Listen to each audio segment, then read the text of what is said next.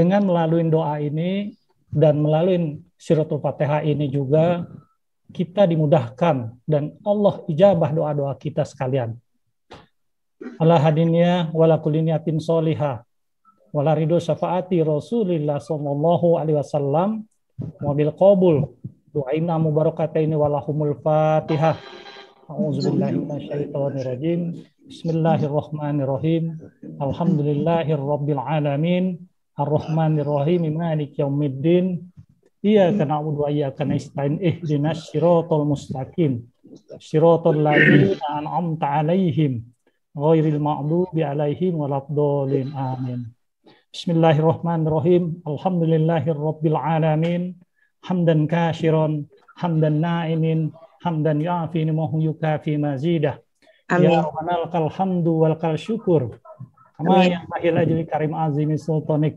Allahumma sholli ala sayyidina Muhammadin wa ala ali sayyidina Muhammad. Amin. Fil muslimina wal muslimat. Amin. Wal mu'minat. Al-ahya'i minhum wal amwat. Bi rahmatika sami'un qaribun mujibun da'wah.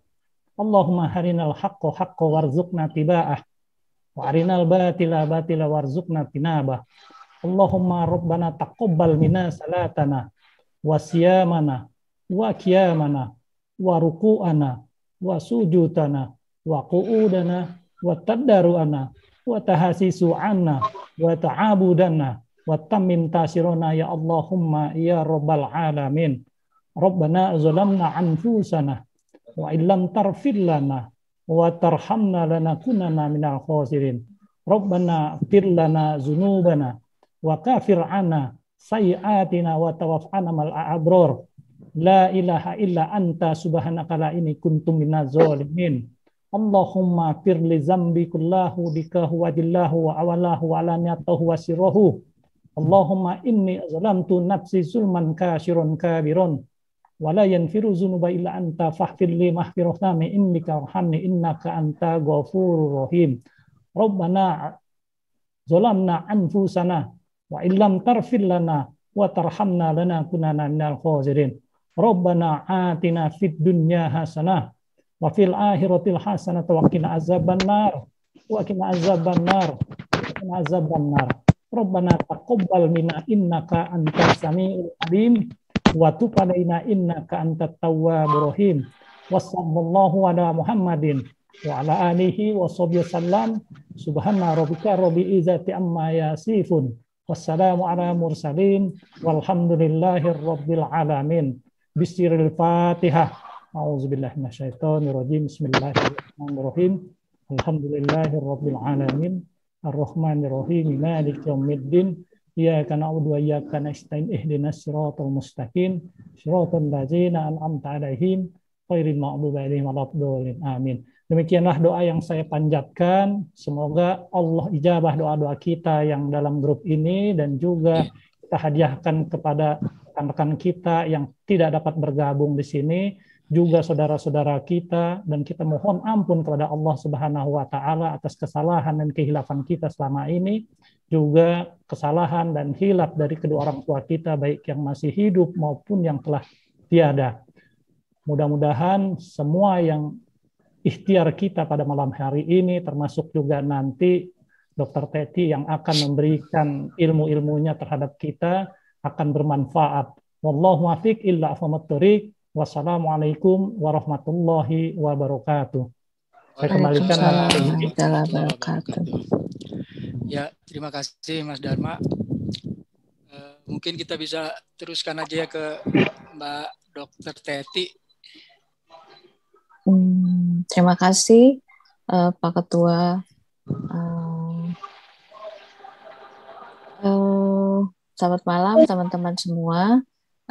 Saya sebenarnya kita cuman diskusi aja sih ya, cuman sharing aja. Teman-teman juga mungkin udah tahu. Tadi udah baca juga gimana panduan isolasi mandiri untuk teman-teman yang sedang terpapar COVID.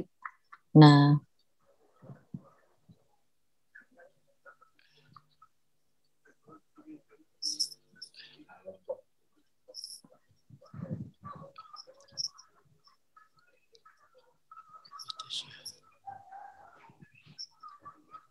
Sudah kelihatan, Mbak? Belum. Belum ada.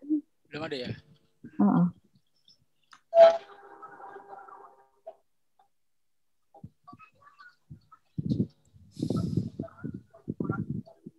Norman.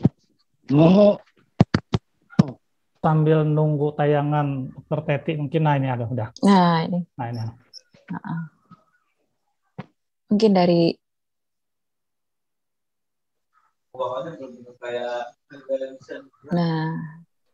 oke.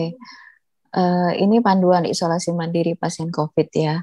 Sebenarnya banyak sih udah dapat dari mana-mana. Cuman mungkin belum dirangkum aja. Nah, saya berusaha untuk ngerangkum dari berbagai sumber, terus ngobrol-ngobrol juga sama teman-teman di puskesmas dan dapat juga dari rumah sakit. Nah, ini kriterianya isolasi mandiri. Kasusnya adalah terkonfirmasi positif, bisa tanpa gejala atau gejala ringan.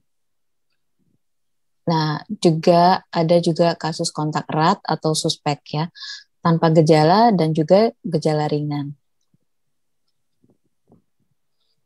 Kalau kasus terkonfirmasi positif tanpa gejala itu isolasinya dan pemantauannya. Kalau mandiri di rumah itu 14 hari ya sejak pengambilan spesimen. Terus isolasi mandiri di rumah atau di tempat yang disiapkan oleh pemerintah. Tapi kalau sekarang ini mungkin di tempat-tempat yang disiapkan pemerintah itu udah full, kita bisa di rumah aja. Nah, pasien itu nanti dipantau melalui telepon atau WA oleh petugas fasilitas kesehatan tingkat pertama atau di puskesmas. Kita jadi lapor dulu gitu ya, bahwa kita udah mungkin swabnya juga di puskesmas. Nanti puskesmas yang data, nah nanti akan dipantau melalui telepon atau WA. Nah, setelah 14 hari, nanti kontrol lagi di FKTP-nya. Nah, untuk pasien yang di rumah, itu isolasi mandiri, selalu menggunakan masker. Yang keempat,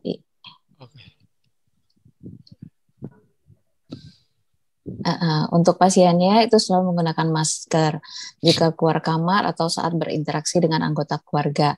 Terus sering cuci tangan dengan pakai sabun atau hand sanitizer sesering mungkin ya. Terus jaga jarak dengan keluarga, physical distancing. Upayakan kamar tidurnya sendiri ya terpisah. Terus kalau batuk juga diajarin nanti oleh tenaga medisnya gimana caranya etika batuknya. Terus alat makan, minum dicuci dengan air dan sabun, terus berjemur matahari minimal sekitar 10-15 menit setiap hari. Terus pakaian yang dipakai itu sebaiknya dimasukkan dalam kantong plastik atau wadah tertutup, terpisah dengan pakaian kotor dari keluarga yang lain. Dan segala macam limbah ya, itu benar-benar dimasukkan dalam plastik, diikat dengan benar dan jangan sampai tercecer. Nah, terus bila ada tem di rumah itu bisa ukur suhunya. Terus kalau ada oximeter juga di rumah bisa ukur saturasi oksigen. 5E. Nah, untuk keluarga yang kontak erat dengan pasien sebaiknya periksa diri ke FKTP atau puskesmas atau ke rumah sakit. Nah, anggota keluarga tuh selalu pakai masker, jaga jarak minimal 1 meter dari pasiennya. Terus cuci tangan pakai sabun. Nah, peralatan makan minum juga dengan anggota keluarga lainnya nggak campur ya sama pasien. Nah, lingkungan tuh perhatikan ventilasinya, cahaya, sirkulasi udara, terus jendela kamar tuh dibuka. Jadi udaranya berganti terus. Terus bila memungkinkan, kalau misalnya lagi bersihin kamar atau apa tuh pakai APD, alat pelindung diri. Setidaknya pakai masker, terus pakai sarung tangan atau pakai kacamata Google ya. Cuci tangan dengan air mengalir, pakai sabun, hand sanitizer, terus bersihkan kamarnya setiap hari dengan air sabun atau bahan desinfektan lainnya. Terus sesuatu yang biasanya dipegang oleh pasien, misalnya udah kepegang, misalnya gagang pintu atau apa, itu dibersihkan dengan desinfektan. Nah, ini farmakologisnya. Nah, bisa dibaca di sini, itu vitamin C, vitamin D, ya, suplemen, juga obat, terus obat-obatan suportif, baik tradisional maupun obat-obat modern yang terintegrasi di BPOM.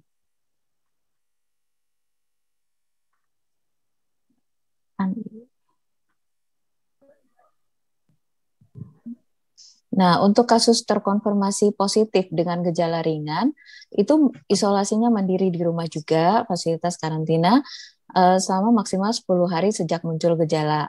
Terus ditambah 3 hari bebas gejala demam dan gangguan pernafasan. Isolasi di rumah, isolasi dapat di rumah atau di fasilitas. Terus petugas FKTP-nya juga diharapkan proaktif melakukan pemantauan kondisi pasien biasanya ya.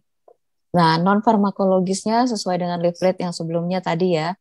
Nah, setelah melewati masa isolasi, pasien harus kontrol juga ke FKTP terdekat, puskesmas terdekat. Kasus terkonfirmasi positif dengan gejala ringan itu bila ada komorbid atau penyakit penyertanya, dilanjutkan aja pengobatannya. Misalnya ada obat hipertensi ya diminum aja obatnya. Misalnya ada obat DM diminum juga gitu. Terus vitamin C sama seperti yang tadi, vitamin D juga berjemur itu untuk meningkatkan vitamin D ya. Terus di sini dikasih azitromisin juga 1 kali 500 mg per hari selama 5 hari. Itu biasanya dapat dari FKTP atau dari puskesmas. Pengobatan simptomatis aja seperti misalnya paracetamol kalau ada demam.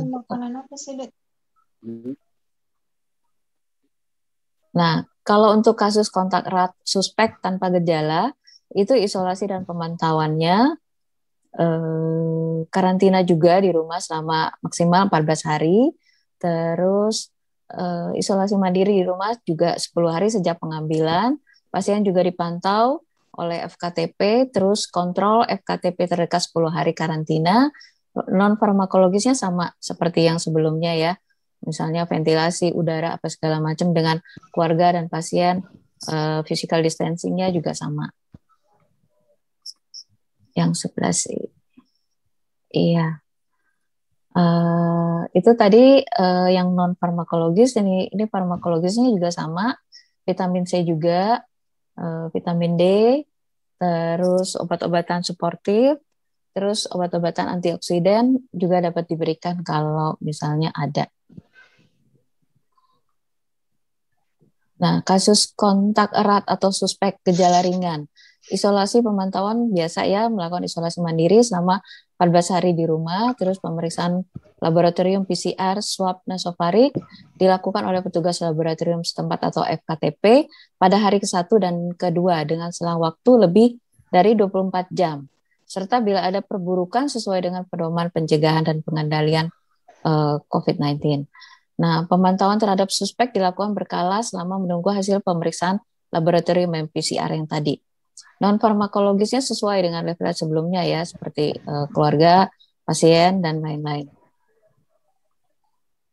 13, ini kasus kontak erat suspek gejala ringan, farmakologisnya sama seperti tadi, vitamin C juga, multivitamin, terus dianjurkan juga minum multivitamin yang ada vitamin C-nya, B dan E dan zinc juga. Vitamin D juga di sini juga ditambahkan dengan azitromisin 1 kali 500 mg per hari selama 3 hari. Kalau tidak ada, bisa menggunakan levofloxacin. Ya, sama-sama antibiotik juga sih. Nah, pengobatan simptomatis paracetamol seperti biasa kalau ada demam, obat-obatan suportif sama. Nah, ini sih anjuran aja kalau misalnya saturasi oksigen kita misalnya kurang dari 94. Normalnya kan 94 sampai 100% ya. Nah, kalau misalnya ada sesak nafas dan kita nggak punya tabung oksigen, kita bisa melakukan hal-hal seperti ini. Nah, yang 15. Oke, ini posisi prone namanya, posisi proning, yaitu tengkurap. Ya, posisi proning ini terbukti secara medis dapat meningkatkan kadar oksigen. Kalau misalnya kita nggak punya tabung oksigen ya, lakukan selama 30 menit. Itu letakkan kepala lebih rendah dari tubuh, terus bantal di leher, terus bantal juga, taruh bantalnya juga di panggul, terus di kaki. Nah, jadi area perutnya bebas ya, bisa masukin tangan ke bawah perutnya. Nah, ini posisi ini terbukti secara medis meningkatkan kadar oksigen. Terus ini posisi yang kedua. Ya. Posisi kedua ini berbaring di sisi kanan. Ya. Letakkan satu bantal di bawah kepala. Nah, terus satu bantal lagi di bawah pinggang dan letakkan satu bantal lagi di kedua kaki, dijepit di kedua kaki. Nah, ini posisi ini juga bisa meningkatkan kadar oksigen juga, dan ini dilakukan selama 30 menit. Nah, posisi ketiga ini sitting up. Ya, letakkan tumpukan bantal 3 ya. 3 biasanya tuh udah mulai enak, posisinya setengah duduk. Nah, ini kayak selonjoran gitu ya. Nah, ini bikin kita tuh lebih rileks. Oke. Dan ini tetap lakukan ketiga posisi tadi bergantian selama lebih kurang 30 menit di setiap posisi. Jadi posisi 1 30 menit, terus ganti lagi posisi kedua 30 menit, ganti lagi posisi ketiga 30 menit. Nah, buat diri kita tuh senyaman mungkin. Nah, terus jaga juga ventilasi udara kamar tetap baik dan hiruplah udara segar sebanyak-banyaknya. Jadi pagi-pagi buka pintu kamar, buka jendela gitu, biar udara segarnya masuk. Nah, ini yang terakhir adalah latihan nafas bagi orang-orang yang COVID ringan ya, tanpa keluhan, nggak ada sesak nafas. Jadi ini ada latihan nafas di sini. Posisi duduknya rileks. Terus ini ada posisinya ya. Terus tarik nafas dari hidung secara perlahan, bisa ditahan 3 detik, lalu hembuskan melalui mulut secara perlahan. Ulang 2-3 kali, lakukan latihan secara bertahap. Jangan dipaksa kalau nggak bisa. Gitu, bertahap aja. Yang penting kita rileks dulu. Nah, tarik nafas pelan-pelan, ditahan 3 detik, lalu hembuskan perlahan, terus ulang 2-3 kali. Oke, itu aja dari saya. Kalau makasih teman-teman. Terima kasih Bu Dokter. Terima kasih. Pak, sesi tanya jawab atau ada yang mau sharing? Silakan yang mau ada tanya, yang mau mau nambahin mungkin? juga nggak apa-apa. Iya, misalnya Pengalaman kan udah ada yang isolasi mandiri tuh kayak Neria ya. Kayak gimana di Wisma Saya nanya Atlet dong, boleh gitu. dah? Nanya aja dulu. Boleh. Nanya ya. Karena kebetulan saya di lingkungan ini ditunjuk sebagai ketua RT. Yang menjadi kendala tadi kan Dr. Tevi menjelaskan bahwa kalau terjadi positif ataukah yang kurang enak badan atau apa, nanti petugas kesehatan dari puskesmas atau dari tempat yang terdekat akan berkunjung ke kita. Nah, itu akan susah sekali saat ini kalau menurut saya. Karena warga kami banyak banget yang saat ini positif.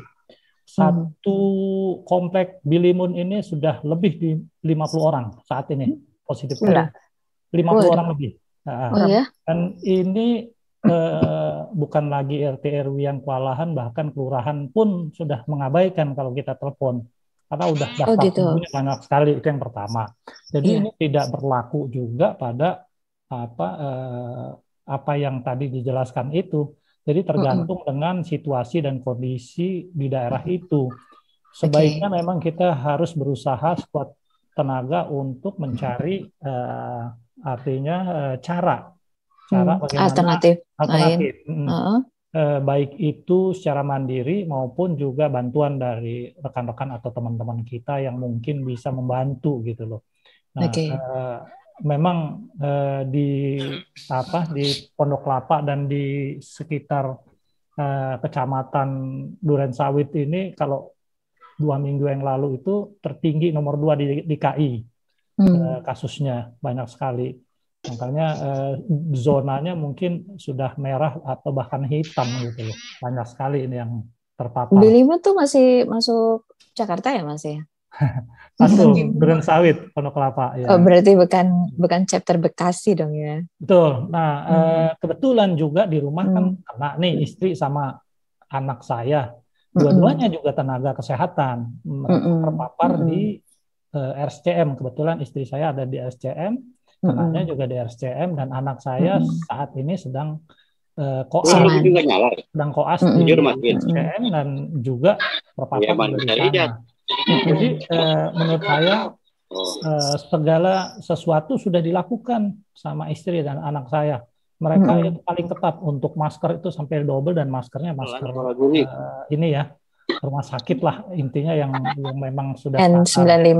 Betul, dan double gitu, kadang-kadang double, dan setiap ketemu atau apa cuci tangan ini udah ketat sekali. Itu pun masih kena, bahkan sudah divaksin, awal-awal sudah divaksin sampai 2 kali masih kena juga. Artinya memang vaksin itu tidak mungkin tidak terkena. Jadi tidak menjamin. Tapi kalaupun terkena meminimalisir akan mengurangi gejala yang timbul. Ada yang kena 2 kali, ada. Mereka juga sudah vaksin.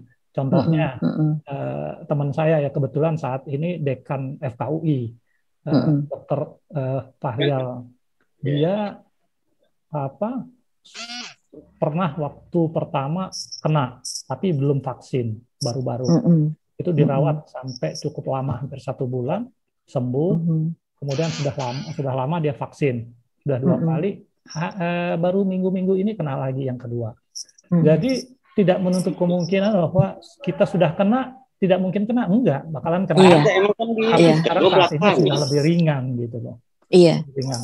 Itu sih sharing saya untuk teman-teman. Mudah-mudahan teman-teman tetap menjaga prokes, dan kalau bisa jangan buka masker. Kalaupun pakai masker mungkin